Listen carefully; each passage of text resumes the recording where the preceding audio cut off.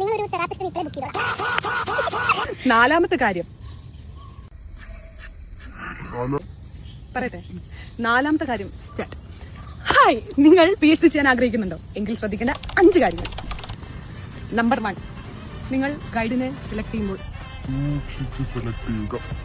Number 2, നിങ്ങൾ join ചെയ്യാൻ ഉദ്ദേശിക്കുന്ന ഇൻസ്റ്റിറ്റ്യൂട്ട് അത് നന്നായി സൂക്ഷിച്ച് സെലക്ട് ചെയ്യണം. അവിടെ നമ്മൾ ഉദ്ദേശിക്കുന്ന എക്സ്പെരിമെന്റ്സും അതിനുള്ള റിസോഴ്സസ് എല്ലാം അവൈലബിൾ ആണെന്നുള്ളത് ശ്രദ്ധിക്കുക. മൂന്നാമത്തെ കാര്യം, നിങ്ങൾക്ക് PhD ചെയ്യാൻ ആഗ്രഹം ഉണ്ടെങ്കിൽ മാത്രം ചെയ്യുക. പിന്നീട് എന്താണ് ഉണ്ടായെന്ന് വെച്ചാല് എന്റെ കിളി പോയി സാറേ. നാലാമത്തെ കാര്യം, നിങ്ങളൊരു സൈക്കോളജിസ്റ്റിനെ ഇപ്പോഴേ കണ്ടുപിടിക്കുന്നത് നന്നായിരിക്കും. 5ാമത്തെ കാര്യം, അത് ഞാൻ PhD കംപ്ലീറ്റ് ചെയ്യാൻ പറഞ്ഞുതരാം. Okay, by.